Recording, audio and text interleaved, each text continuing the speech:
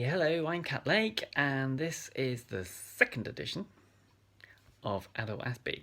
Thanks for the feedback on the first one. Had some lovely responses, including one lady who said that it was very easy to watch because it was very laid back and just calm and nicely produced and nicely presented and just in my normal style. So thanks for that. That's really appreciated. And also other people saying that were really chuffed to see me in camera as opposed to just sort of a random voice on the radio and various things like this. So it's nice to get a picture to the voice rather than just the voice. Now, I did start recording this already, and actually it just went on far too long, and I just know that it was just too long for you to pay attention to. So I'm cutting it right back, and I'm going to do it kind of picking bits out rather than trying to do the whole thing. The idea of this edition is that with an impending report coming and my final diagnosis from the main office over in Epsom, who have been apparently having a meeting in the last few days to discuss my diagnosis and my results of all my tests and everything, find out exactly what I am. This is kind of like a pre-diagnosis review of what's led up to it, including my initial list of symptoms that I came up with and took to the doctors to see what he thought. So basically this, I'm not going to try and read all of it because it will carry on forever and we'll be here for about an hour and that'll be ridiculous. So I'm going to try and skim down it and pick bits out. But essentially I wanted to go to the doctor and say, okay, so here's the big list of stuff I know that I do and I know I struggle with, and what do you reckon the chances are of being referred for a diagnosis based on this list? And his answer was yes. So I'm going to share the list with you, and that's how this list is how we've got to where we are today, where I've been and had several hours of speech and language therapist, SALT as they're known as for short, and psychologist to basically discuss everything I have to deal with on a daily basis and what they reckon it all stems back to, okay? Or which may be something on the autistic spectrum. Well, they reckon it is, but they just want to decide where on the autistic spectrum. So here's the list, okay? So here we go. So basically I gave them a bit of background first, basically talking about the fact that I'd had depression on and off throughout my life. I'd had 2 breakdowns, one in 2000 when I was transitioning and I was just waiting what seemed like forever to get anywhere near having my op date and getting through for a referral for surgery. And that really got me down, and I ended up snapping then because I was burning myself out working rather than just regulating myself and keeping everything on an even keel. And the second time was 2012 when the radio station we were running ran out of money and we had to shut it down, and there was various other issues that year, including family and friends and who knows what else, that basically ended up too much. And by October 2012 I'd crashed and just switched off for 6 months, and literally I don't remember anything of that 6 months between October 2012 and into about March the next year, 2013. So that was a massive breakdown. Sort of got a little bit of help and support, got 2 main people, 2 close people who were supportive of me throughout that period, got myself turned around, got myself almost back on track. I'm still on antidepressants now, and the doctor knows this, and the specialists know this as well, mainly to get that base level anxiety down to a point where I can deal with everything. So there we go, but it's only a very low dosage. Apart from that, the rest of it was all based on categories. So the first category of several on a 2.5-page symptom list I wrote was basically about conversation, and I'll try and squish this down. So basically conversation was all about the fact that in conversation and when I'm chuntering away all day, I will have difficulty focusing on people, I will have difficulty focusing on conversations, I will drift off, they'll have to drag me back, I'll be talking to people but not looking at them, and then I'll try and refocus again by looking at you. I mean, recording this, I know I'm meant to be looking here at the camera, but getting my brain to remember to look here at the camera is really hard. I kind of drift around and look around everywhere but there. But when I'm talking to people, I will look you straight in the nose and stare at you like this. Yeah, is that right? And it's very off-putting, isn't it? And they'll go, what are you doing, Kat? Why are you doing me like that? Sorry.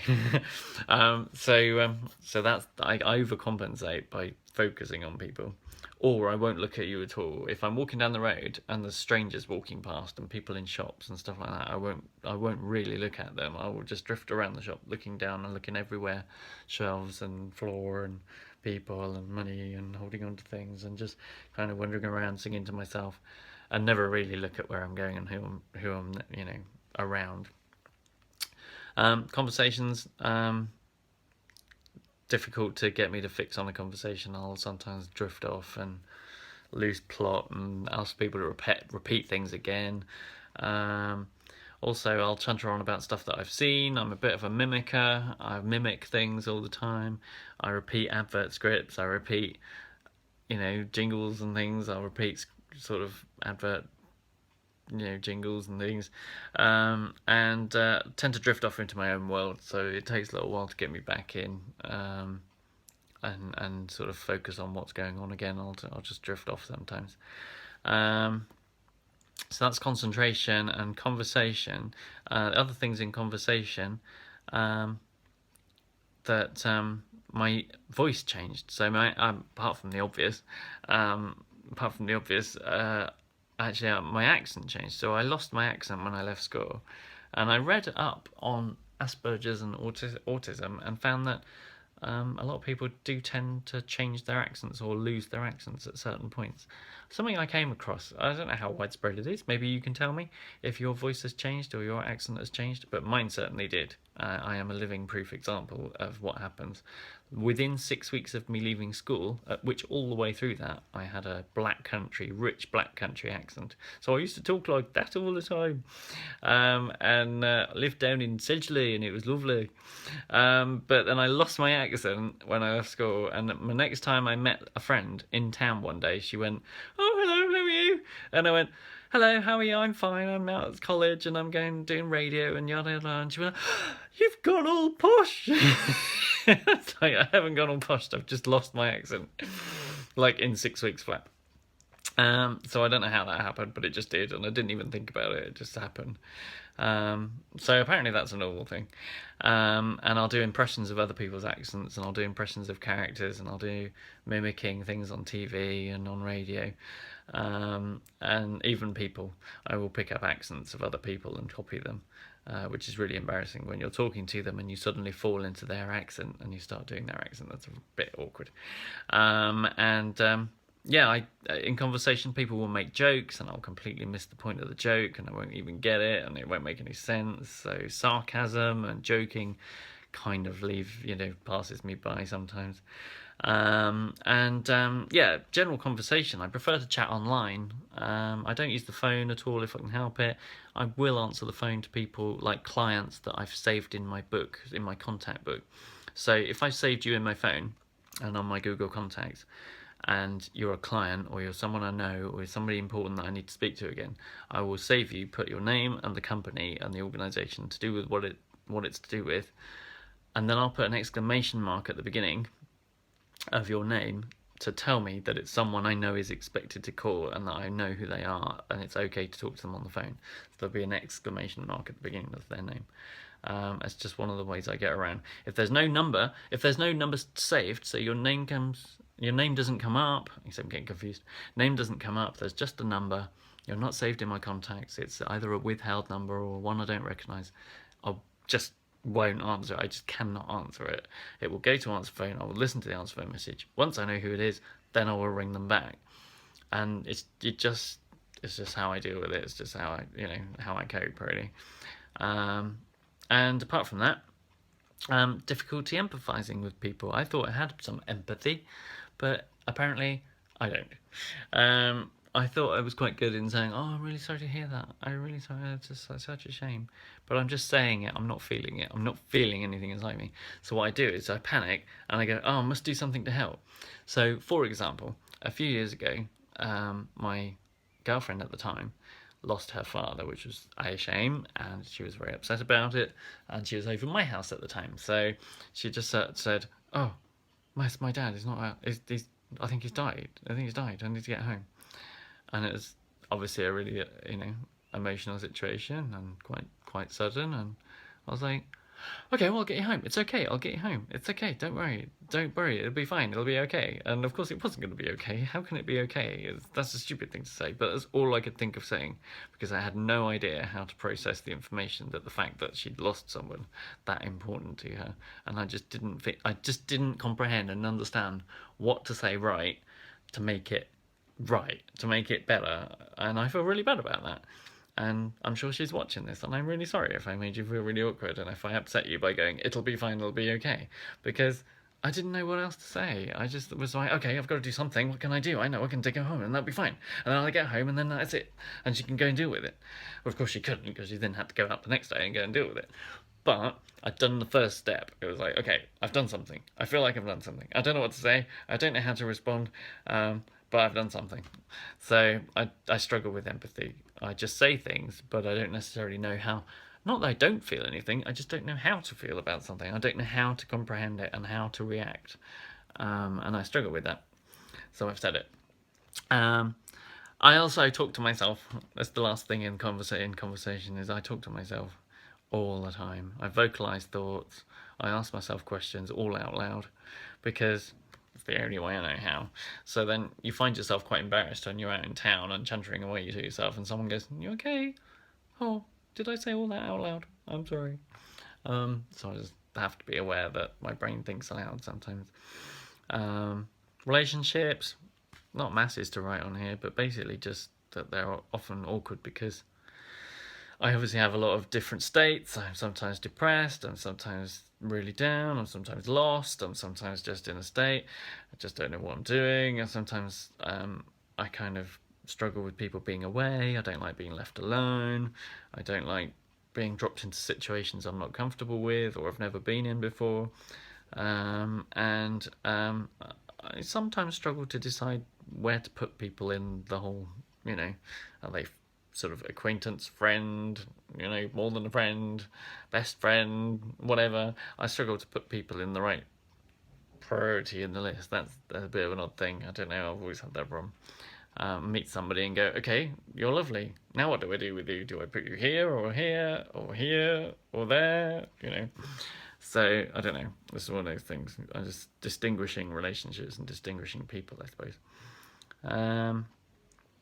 Big long list on obsessions. I don't know whether you have any obsessions. Not massively. I talked briefly about the fact that I have obsessive OCD sort of in a symmetrical form.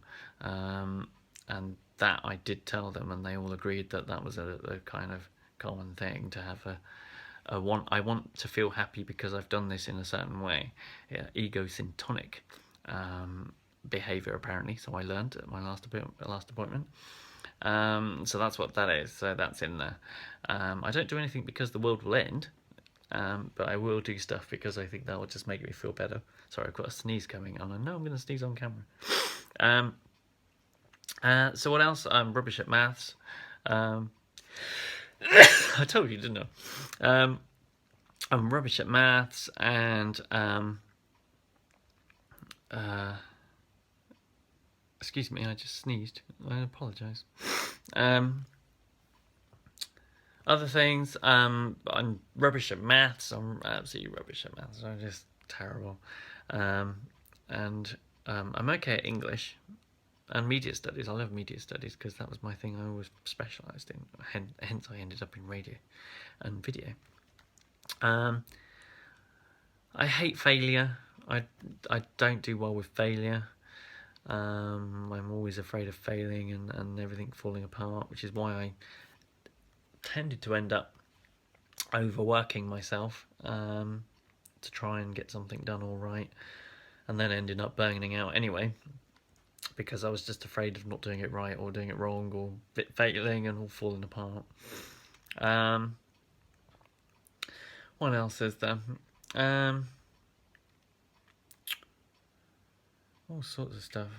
Oh, we've already been through all the pictures and frames and stuff. I've already put things up where I want them to be. I'm very fussy about distances, and like this picture behind me here, it actually was further over because it had a piece of furniture underneath it, and the door usually is open. But when I moved the furniture around, I realised that it didn't quite match up with the wall and the gap between the door and this hatch. So when I moved things around, I moved this picture about 6 inches further over, just so that the gap either side between the door and this hatch was the same. I don't know. So I'm a bit fussy about things like that. Moving on, physical stuff. Stimming is a popular thing. Do you have stims? Do you have tics? Stimming is where you're doing repetitive obsessions to basically make yourself feel better and more relaxed. My thing is I jig my leg. So if you know people who go, oh, I can't do it in the camera because we won't see it. You know what I mean? You jig your leg and it bounces like that. And I do that all the time. So if I'm kind of concentrating or I'm in a situation where I'm stressy, I will do that. I will jig my leg all the time. I've also got quite a severe tic that's creeping up. It started off in my back, and I thought it was like a nervous thing or a trapped nerve or something, but it's not, because it's travelled up through my back, and now it does my neck and my head jumps, completely independent of my back. So my back can be rock solid, and then my head will jump, and then my shoulders will jump sometimes. So this thing has grown and moved, and occasionally you will see me just sort of like move away. It's because this thing kind of just takes over, and literally as I mention it, it happens. It's a brain thing. It's not a physical thing. It's not a nerve thing. It's totally in my head, and I know this because I can be talking about it to people and it will come on, or I can hear stuff on the TV. I keep pointing over there because that's my TV over there. I hear stuff on the TV where they're on about, oh, and such, he's got a tic. And because they start talking about it, my brain goes tics. And then I go, oh.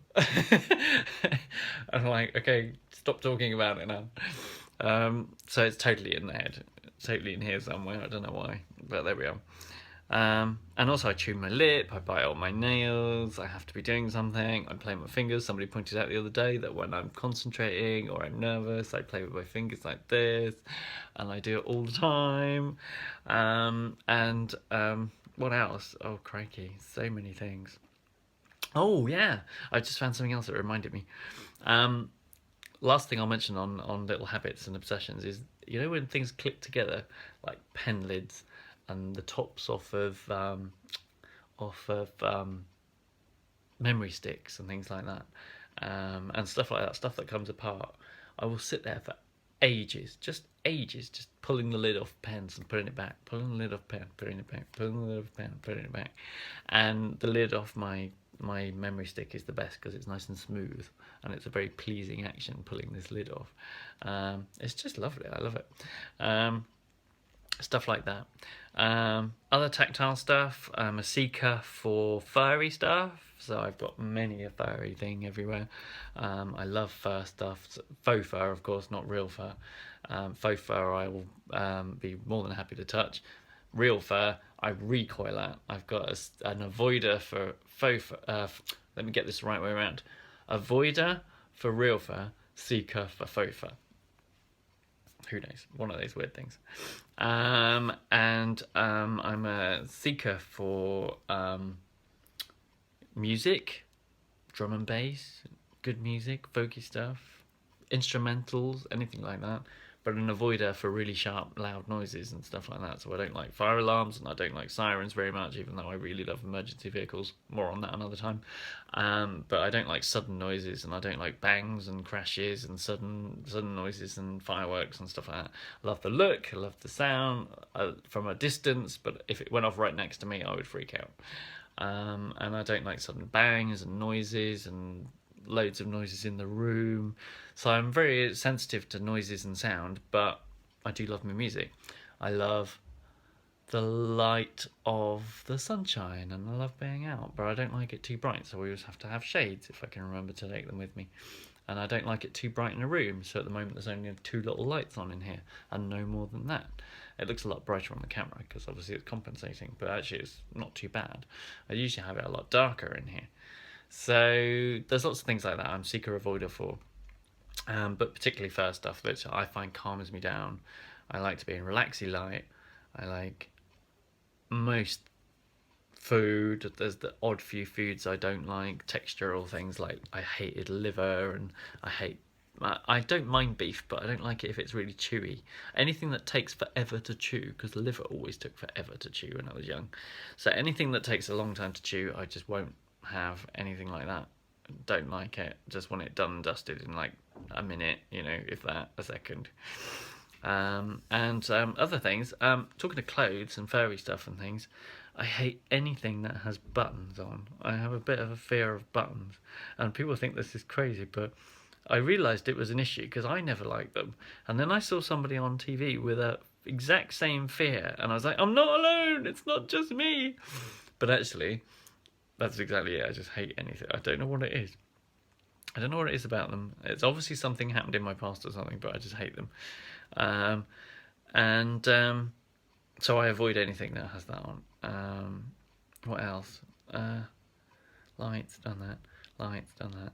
Yeah, that's about it really.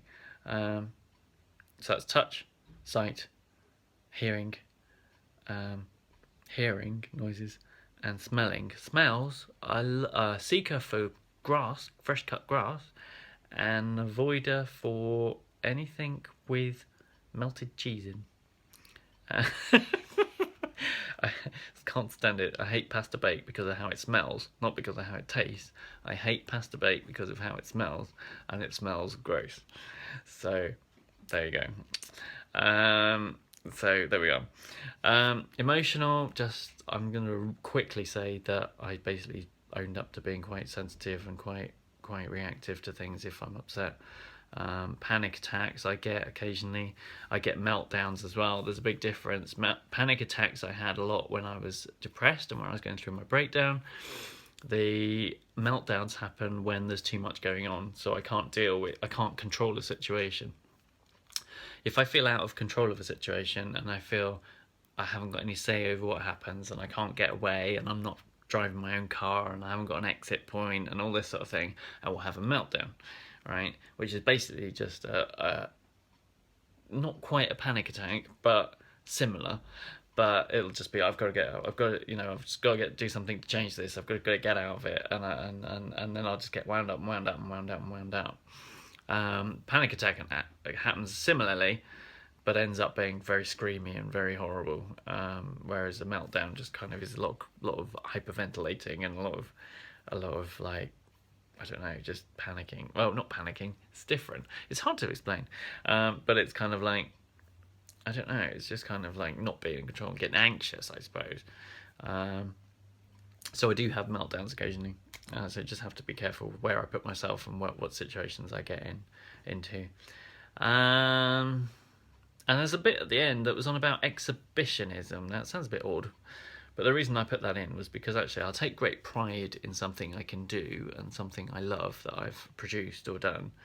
But actually what I'll then seek is validation and acknowledgement for it, and I'll actually go looking for praise, acknowledgement and validation to reassure me that what I've done is good and I haven't failed, and just to basically perk me up and keep me riding along the crest of the wave, as it were, and kind of make me feel better about who I am, sort of thing, and what I'm doing.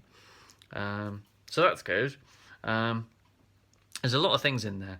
And basically, just before I finish, because it's already gone on 20 odd minutes and that's way too long, I did do a test online. There's a basic Autistic Quotient test online, the AQ test, and I've got the link that I'll send you. I'll put it in the notes below, the link to the test, so you can have a go yourself. The results, usually according to statistical analysis, between 26 and 31 is a borderline score, okay?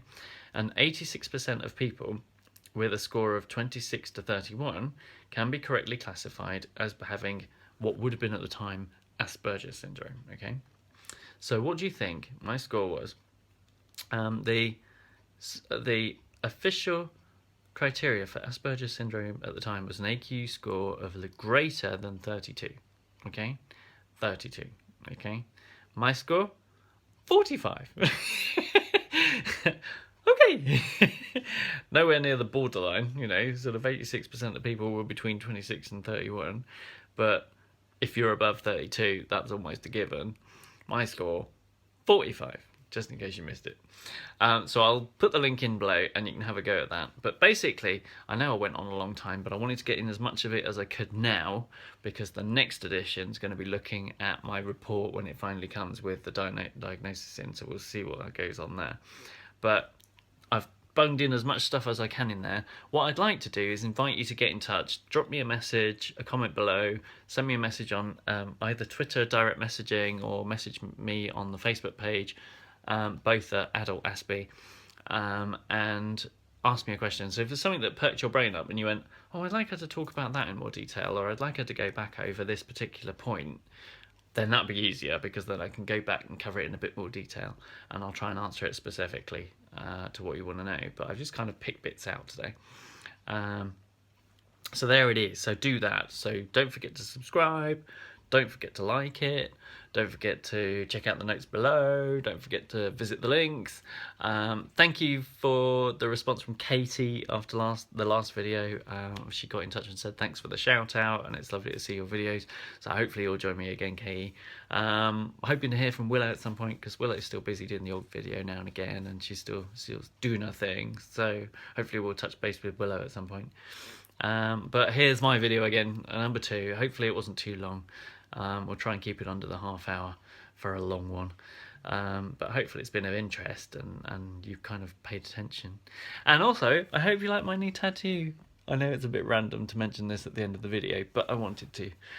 It was my transition birthday on the 6th of April, and I was technically, I suppose, 18. And as my coming of age, I thought, right, I'm going to get my first tattoo.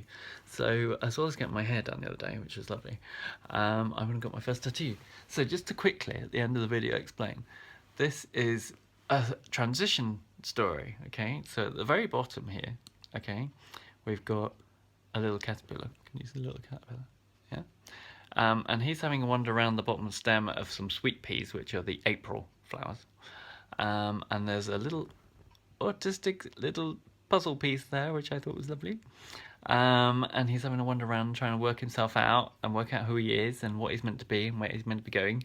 And then he goes up here and there's a little chrysalis, see, where the chrysalis, where he goes and hides for a while and goes through his transition, yeah. And then he comes out and he flies away. Well, it's actually a she now. See, it's a nice, beautiful, pretty female little butterfly. See, okay. And that's my story. So that's the first bit I got done, and then I'm going back on the 6th of May to have the next bit done. I'm going to get some more done down here because I've got all this space. Look at that. So I'm going to get there's going to be a rainbow rose. There's going to be a little probably this side, a little dandelion, and then a dragonfly. Dragonfly is going to fly away back the other way, away from the butterfly. And then there's going to be a little flying ladybird as well, and various other bits and bobs. So cool. So it's hunky-dory. So loving it. So there you go. Anyway, I hope you like it. So let me know if you have a tattoo as well. Anyway, I'm going to leave it there. That's more than enough for this week, or probably even this month's edition at this rate, but we'll try and do another one before the end of the month.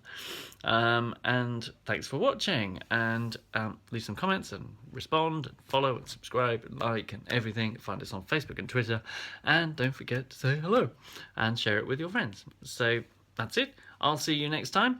Bye for now.